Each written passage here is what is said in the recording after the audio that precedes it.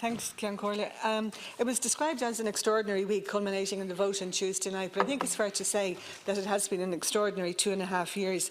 And when you look at that resounding defeat on Tuesday night, you know, it came from those who want to leave the EU, it came from those who don't want to leave the EU, and came from those who undoubtedly were using it to further their own political agenda or their own political career. It came from those who want a second referendum, those who want a general election. And we see so much political jostling and so much internal party skirmishes that I think it's a disgrace when we talk about Britain being a democracy. And then, of course, in the past year or so, the queue-up of resignations.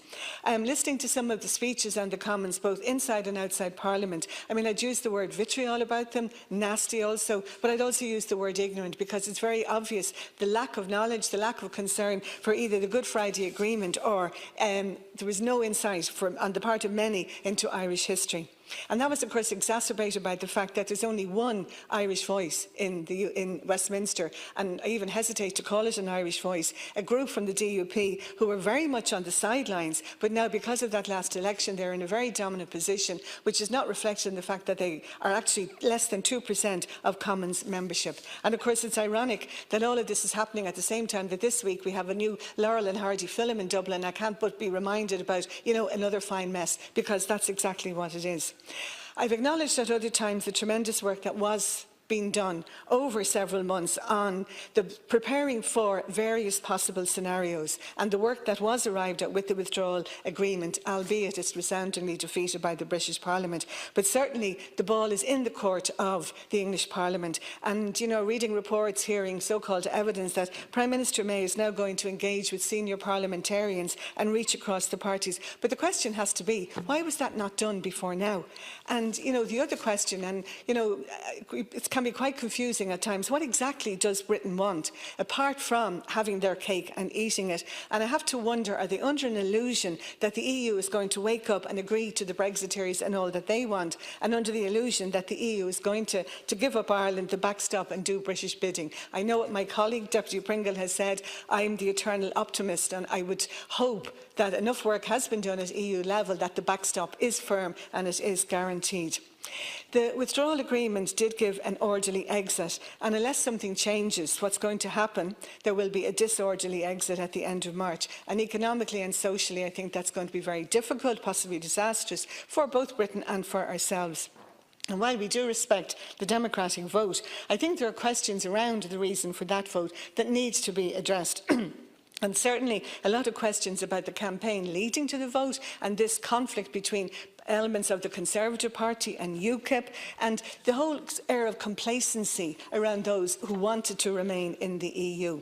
On a lighter note, I was just reading an article in The Guardian this week by Jonathan Friedland, and he was looking at the historical background to the vote, and he suggested that the genesis was seen in the Henry VIII breaking away from the Catholic Church in Rome, whereby he was then able to divorce and marry at will, and he was able to take over the wealth of the monasteries. And he considered that as the first Brexit, and I think there is a point in it. And just one quote from him: "For the Brexiteers, Britain remains a global Gulliver tied down for too long by the Lilliputians of Little Europe." And I think there are elements of that. I mean, there's an arrogance that we're seeing that we know from our own history has always been there, but I would have thought that we would see an end to that type of arrogance. So what's to come? We know there's a variety of possibilities, and I agree the importance of holding firm, the importance of the EU not yielding on the backstop, the adherence to the Good Friday Agreement, but there is the need for contingency plans for a no-deal Brexit. So I think the focus has to be on the matters that are within our control and not those that are outside of our control. And, you know, being Dublin Central, I know the work of Dublin Port, and I know the extent of that work, not just on the trade between Ireland and Britain, but also 2/3 of our exports going to continental Europe are using that UK land bridge, and so much coming out of Dublin Port. So I think that's what the focus has to be on now, what is within our control, and preparing for that no-deal Brexit.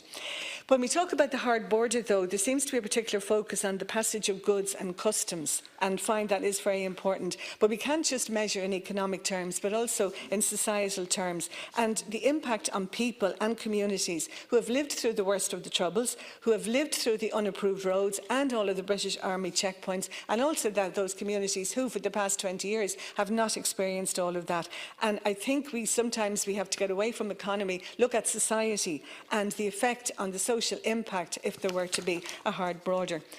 Acknowledge the 2.5 years of hard work and negotiations, the travel, you think about the expense, the finances involvement, and it's still not sorted. And you look at what's going on in our world and in Ireland, where all of that expertise and that work and that finance could have gone. And we can think about climate change and the conflict and the war, the displacement, the refugee issue, not to mention housing and health in Ireland. But I think one thing that is coming across is this over-reliance in our history on Britain. And it is time to come out from under that shadow, and that it's not all of our trade and all of our relations, we're not totally relied on them for the trade issue, or that they are the land bridge. There are alternatives, and I think it's good in one way that we have to look at that now. Thank you. Thank you, Deputy